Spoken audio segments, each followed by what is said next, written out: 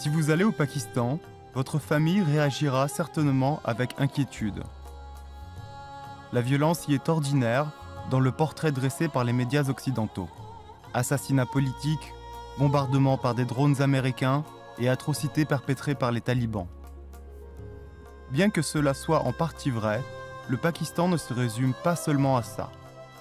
Il y habite une population hospitalière et chaleureuse, prête à sourire et désireuse d'aider les personnes dans le besoin.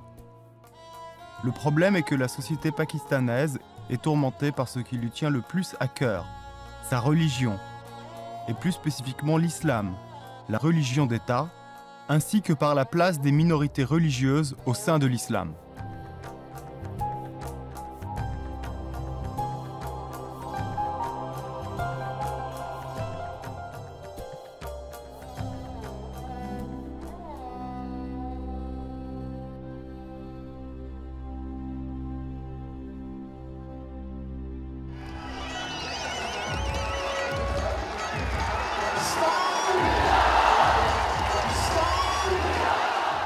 Le Pakistan, ou plus précisément la République islamique du Pakistan, est situé en Asie méridionale et est bordé par l'Iran, l'Afghanistan, la Chine et l'Inde.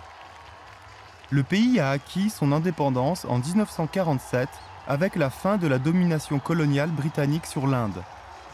Le père fondateur, Mohammed Ali Jinnah, imaginait un pays basé sur l'islam, mais qui serait tout à la fois pluraliste et ouvert aux croyants des autres religions, hindous, sikhs et chrétiens. Aujourd'hui, 97% de cette société de plus de 180 millions d'habitants est musulmane. La majorité est sunnite.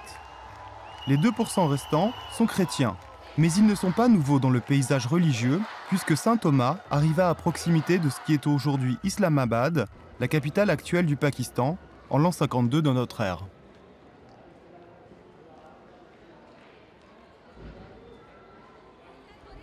Le Pakistan fut fondé à partir des rêves du fondateur de cette nation. Il déclara que dans ce pays, il n'y aurait pas de musulmans, d'hindous, mais qu'il y aurait l'unité, l'égalité pour tous. Vous êtes libre de vous rendre à vos temples, à vos mosquées. C'est cette liberté qui était mise en avant. C'était l'esprit qui guidait le commencement de ce pays.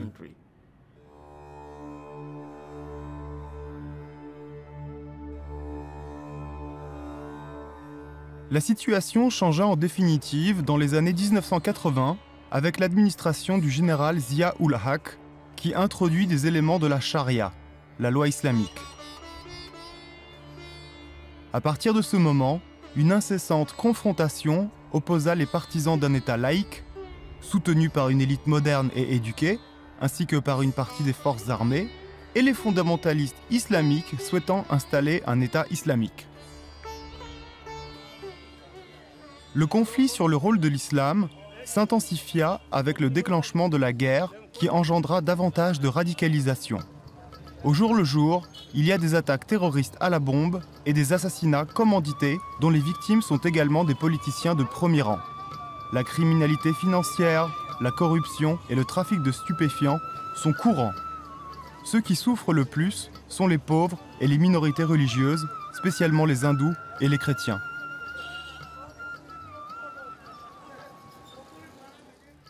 Nous traversons un moment particulièrement critique de notre histoire, avec une guerre en Afghanistan, un pays voisin avec une forte influence sur nous. Puis nous avons nos problèmes internes, des problèmes politiques et l'augmentation de l'intolérance religieuse. Il y a eu des attaques d'églises, beaucoup de violences contre les chrétiens, un phénomène qui auparavant n'avait jamais connu une telle ampleur.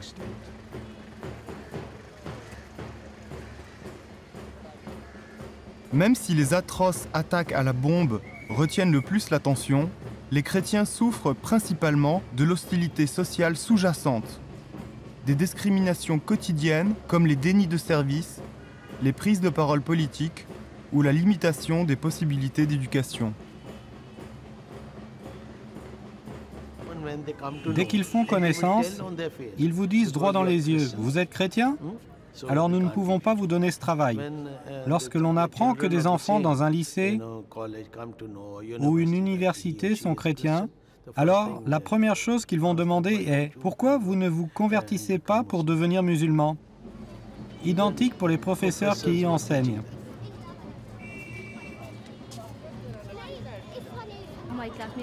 Il y a une centaine d'étudiants dans mon année. Je suis la seule chrétienne. Et parfois, j'ai des problèmes à cause de cela. Les autres filles me questionnent à propos de ma foi. Lorsque je réponds que je suis chrétienne, elles disent « Tu es vraiment chrétienne? Tu n'en as pas l'air. » Lorsque j'étais en terminale, quelques-unes de mes camarades disaient en ma présence « Ne bois pas dans son verre, car elle est chrétienne. » Ces mots me touchèrent profondément. Je l'ai dit à mon père une fois rentré à la maison. Il me dit de ne pas m'en faire, car il est écrit dans la Bible que bienheureux seront ceux qui sont persécutés pour l'amour de Jésus-Christ. Tu es une bonne personne. Tu vois les gens qui parlent de toi de cette façon, car tu crois en Jésus-Christ.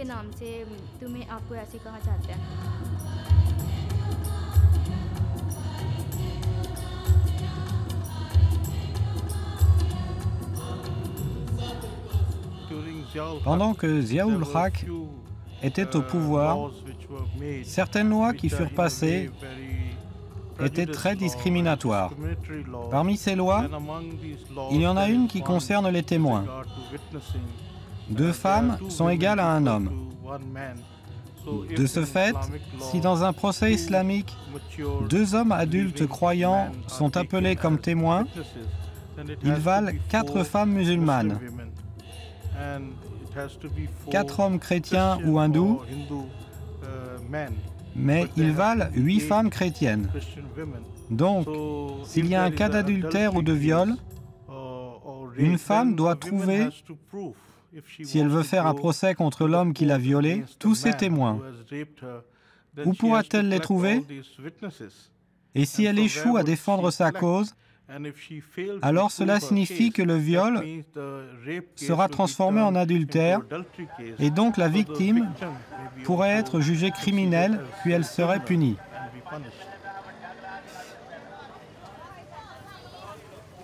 Selon le Conseil national des évêques catholiques pour la justice et la paix, environ 30% des jeunes chrétiens et hindous sont victimes de harcèlement sexuel au travail. Selon certaines estimations, chaque année, des centaines de jeunes filles sont kidnappées, forcées au mariage et converties à l'islam. Shafila avait 14 ans quand ses proches l'ont enlevée et violée. Elle fut retenue captive pendant plusieurs mois et fut forcée à se convertir à l'islam. Toutefois, en raison de sa santé fragile, les ravisseurs ont finalement décidé de la libérer contre une rançon. Finalement, les coupables ne furent pas traduits en justice.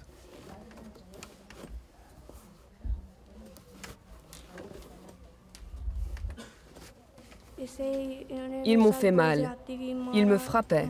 Ils me frappaient fort. Ils m'ont gardée prisonnière dans une maison, puis une autre. Lorsque j'ai refusé de me convertir à l'islam, ils me frappaient en disant « Convertis-toi, nous sommes musulmans, nous devons te convertir à l'islam ». Ils m'ont frappée, puis ils m'ont emmenée à la mosquée pour recevoir un enseignement. Ils m'ont conduite devant le mollah.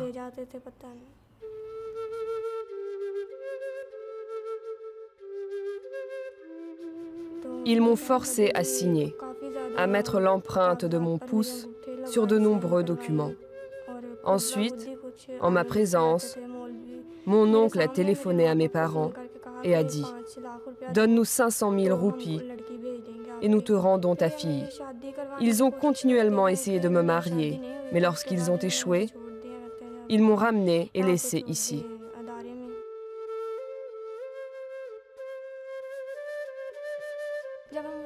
Si nous leur faisons un procès, nous viendrons seuls, alors qu'eux viendront accompagnés de nombreux hommes. Ils sont une menace, alors que nous ne menaçons personne. Je veux être chrétienne à cause de mon père, de mon grand-père, alors que devrais-je faire si je devenais musulmane? Toute notre famille est chrétienne.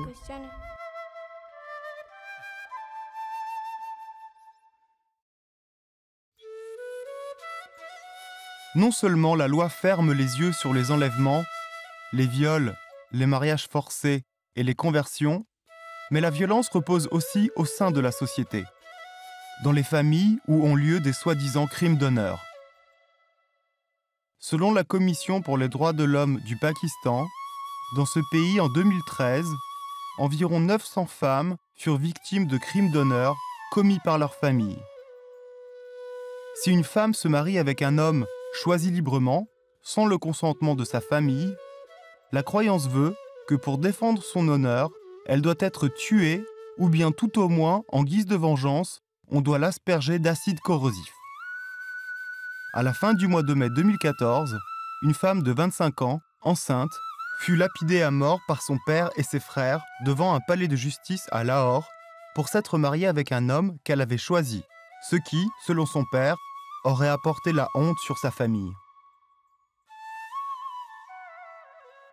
Je me souviens, j'étais à Sindh.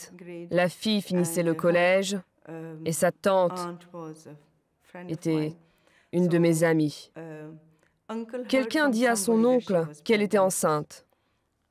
Pas de preuves, pas de test, rien. Elle rentra de l'école et il l'appela à venir dans l'unique pièce qui constituait leur maison.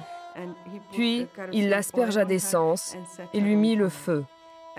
Et lorsque je suis allée à l'hôpital, sa chair était en lambeaux et je me suis évanouie. Je n'arrivais pas à la regarder. Cet accident est encore tellement présent dans ma mémoire. Très souvent, même au milieu de la nuit, je la vois, son corps décharné, avec ses lambeaux de chair, et même ses dents mises à nu. Et je ne savais pas comment la consoler. Elle était une blessure, tout son corps était une blessure. Alors je voulais la toucher avec ma main juste pour dire « je suis avec toi ». Mais je ne savais pas où poser ma main.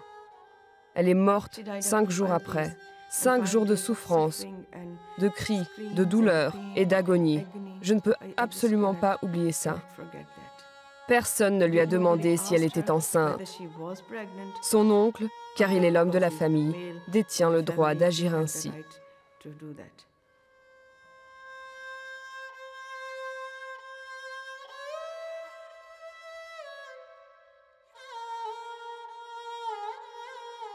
Asia Bibi, chrétienne, mère de 5 enfants, condamnée à mort en 2009 en attente de son exécution, est une femme que l'on associe au Pakistan dans le monde entier et qui est devenue le symbole de l'oppression envers les femmes et du combat pour la liberté religieuse.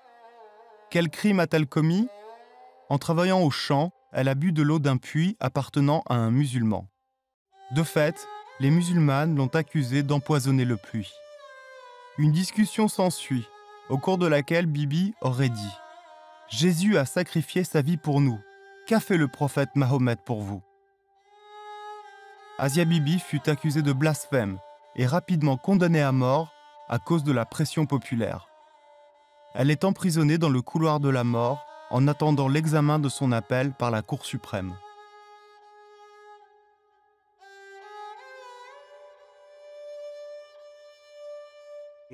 C'est une injustice totale.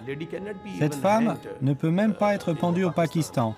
Mais je ne sais pas ce qui se passait dans sa tête. Peut-être le juge aussi veut s'assurer une place au paradis. Il est constamment écrit sur les murs « Tue des non-musulmans, tu iras au paradis ». Ceci n'est pas bien.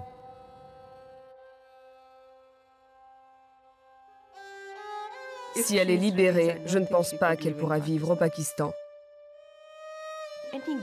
Toute femme ou même tout homme accusé de blasphème sera tué tôt ou tard. Et celui qui tuera cette personne ira tout droit au paradis.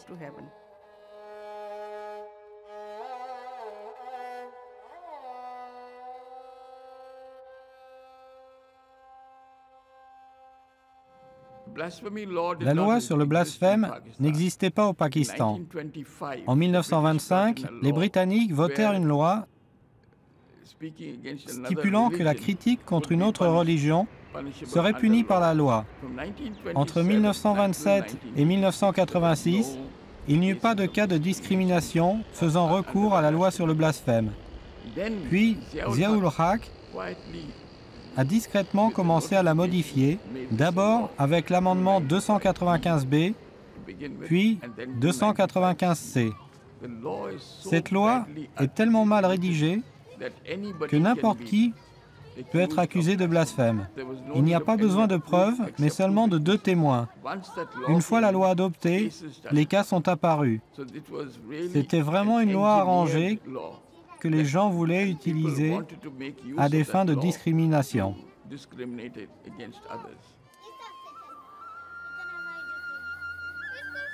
Il y a davantage de musulmans emprisonnés pour blasphème envers le prophète Mahomet ou pour insulte du Coran. Néanmoins, pour les minorités chrétiennes et hindoues, la loi est devenue un outil pour éliminer des individus, mais aussi des sociétés tout entières. La sentence pour sacrilège du Coran est la prison à vie et la mort pour blasphème envers le prophète Mahomet. Après une accusation hâtive et avec la pression des imams locaux, à plusieurs reprises, des foules rendues furieuses ont infligé une justice sommaire en brûlant et en pillant entièrement des villages ou des quartiers chrétiens, forçant des centaines de personnes à s'enfuir. Des dizaines de personnes sont accusées de blasphème chaque année, comme Sandal et son père Gulcher.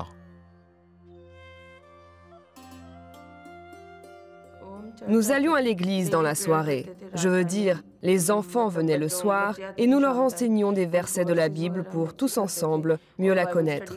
Et un jour, ces gens sont venus et nous ont dit d'éteindre le haut-parleur. Eh bien, nous l'avons éteint. Le lendemain, les mêmes personnes nous ont menacés en disant « Nous allons vous tuer ». Puis ils se sont approchés de nous et ils ont jeté des pierres. Alors les enfants se sont mis à pleurer. Nous nous sommes réfugiés dans l'église en fermant les portes derrière nous. Ils y ont fait irruption et l'ont détruite en nous battant et en nous jetant des pierres. Puis, ils sont allés à la mosquée et ont déclaré que j'avais brûlé le vénérable Coran. Ils nous ont accusés en disant « Son père arrachait les pages du livre pour les lui donner et elle les coupait et les brûlait. » Aucun chrétien ne ferait jamais ça. Nous ne pensons pas qu'il s'agisse d'un acte courageux. J'étais à la maison dans la soirée. Nous allions commencer à manger lorsqu'ils ont à nouveau commencé à jeter des pierres. Nous ne savions pas quoi faire. Alors, ma jeune sœur se mit à pleurer. Nous nous sommes assis et avons commencé à prier. À environ 9h30, ils entreprirent une grande manifestation. Jets de pierres, cris d'insultes, menaces, tout à la fois. À ce moment, nous prîmes vraiment très peur et j'ai appelé la police qui arriva. Ils m'ont enfermé dans une cellule séparée, m'ont pris ma couverture et tout le reste. Tu vas passer la nuit ici de cette façon et tu n'auras ni ta couverture, ni à manger, jusqu'à ce que tu déclares ton acceptation de l'islam. Ils m'ont enfermé dans un entrepôt. Des sacs jonchaient le sol, sans lumière, ni ventilation. Si on a craché au visage de Jésus-Christ, le Fils de Dieu, et si on lui a jeté des pierres, tout ça, c'était pour notre rédemption. Si lui a traversé tout ça, alors ce que nous vivons n'est rien.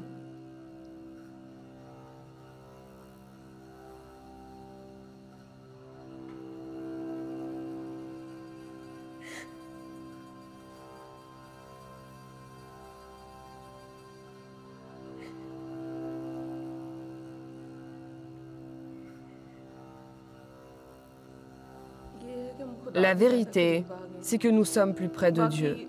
D'un autre côté, nous avons la sensation d'être emprisonnés. Du point de vue matériel, nous sommes ruinés. Mais du point de vue spirituel, nous avons gagné.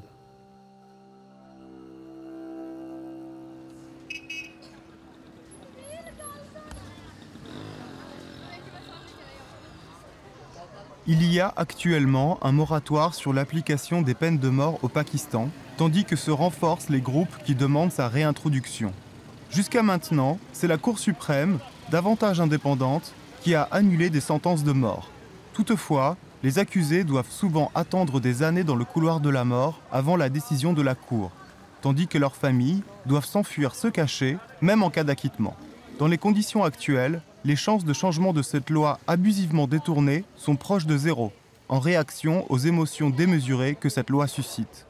Il y a aussi une compréhension diamétralement opposée de la nature de la religion, de la loi et de la liberté dans les cultures occidentales et musulmanes, ce qui peut même conduire les musulmans les plus modérés à faire des déclarations pouvant choquer.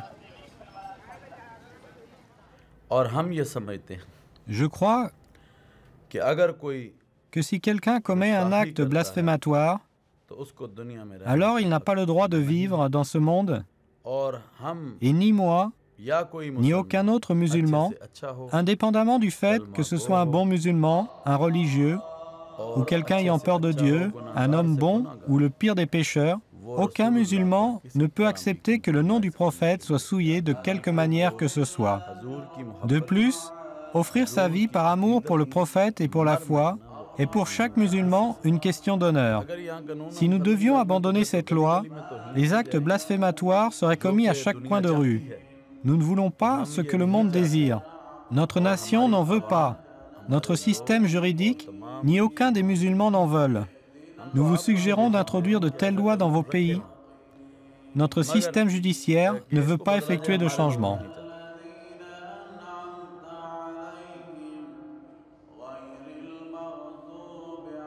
Malheureusement, les étincelles qui mettent le feu aux révoltes antichrétiennes proviennent souvent d'événements en Occident. Si le Coran est brûlé aux USA, ce sont les chrétiens du Pakistan et des autres pays islamiques qui souffrent. Si un film montré en Occident offense la sensibilité des musulmans, une foule enragée menacera des gens innocents de l'autre côté du globe.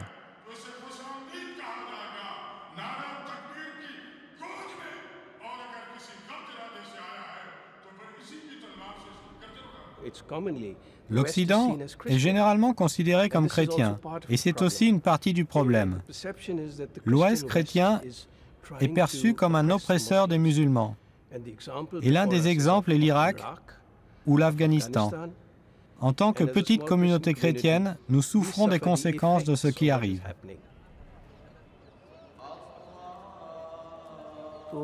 Dans l'islam, en commençant par le prophète Jésus, que la paix soit avec lui, et en terminant par le prophète Mahomet, que le salut et la bénédiction de Dieu soient avec lui, tous les prophètes sont respectés et les actes blasphématoires envers eux ne sont jamais permis, quelles que soient les circonstances, et cela doit demeurer ainsi. À propos des abus, pour les éliminer, nous voulons que le ministre de l'Intérieur du Pakistan incite les imams, la minorité chrétienne et tous les groupes religieux à former une commission mixte. La commission se rendrait n'importe où ce type de questions surviendrait, et une fois sur place, on pourrait observer, enquêter, punir le coupable et libérer l'innocent. Pour les chrétiens, le vrai blasphème envers Dieu se manifeste par la violence contre les personnes, notamment lorsqu'elle est motivée par des croyances religieuses. Les initiatives communes des chrétiens et des musulmans, même s'il existe des différences fondamentales dans la compréhension de la religion et de la loi, épargnent souvent des vies en apaisant la colère d'une foule, en estompant les conséquences d'une justice sommaire et en arrêtant les effusions de sang lorsque surviennent des accusations de blasphème.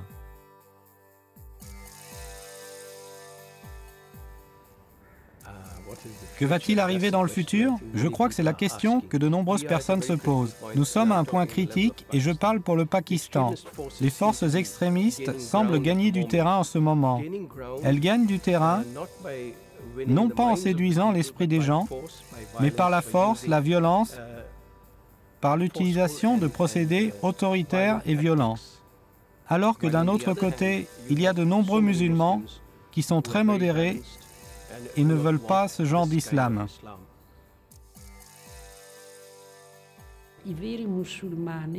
Les vrais musulmans qui connaissent bien le Coran déclarent « Ceci n'est pas l'islam.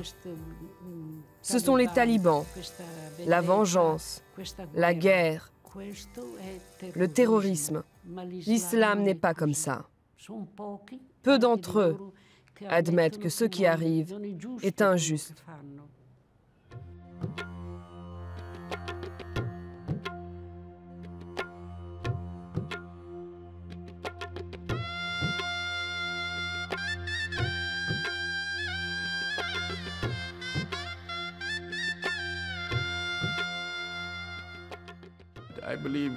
Je crois qu'un dialogue est possible et que la vaste majorité des musulmans est très bonne. Les médias en montrent une image toute différente. Mais au jour le jour, le dialogue est possible, même avec le groupe d'oulama, ceux d'entre eux qui sont instruits.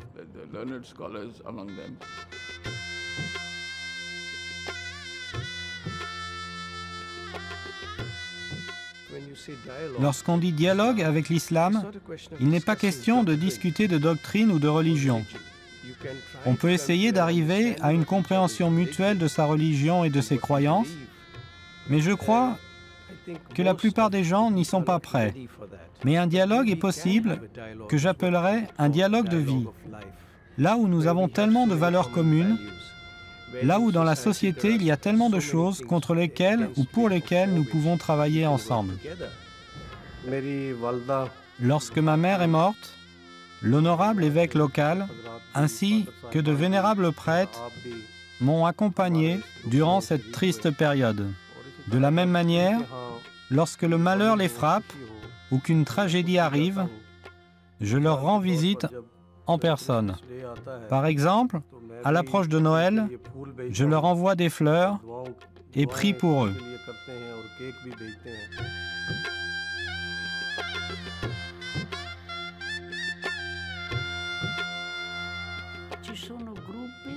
Il y a des groupes avec lesquels j'ai eu de bonnes relations.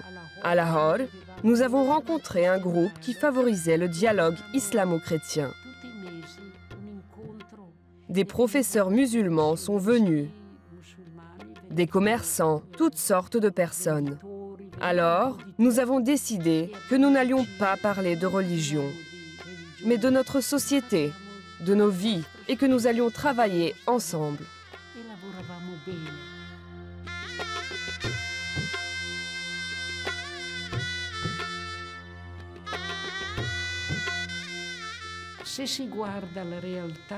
En regardant la réalité en face, il y a beaucoup de raisons d'avoir peur. Mais c'est à travers ces difficultés que je perçois l'appel de Dieu, qui nous invite à être encore plus forts dans notre foi et à placer nos espoirs dans la providence divine. Dieu ne nous abandonnera pas.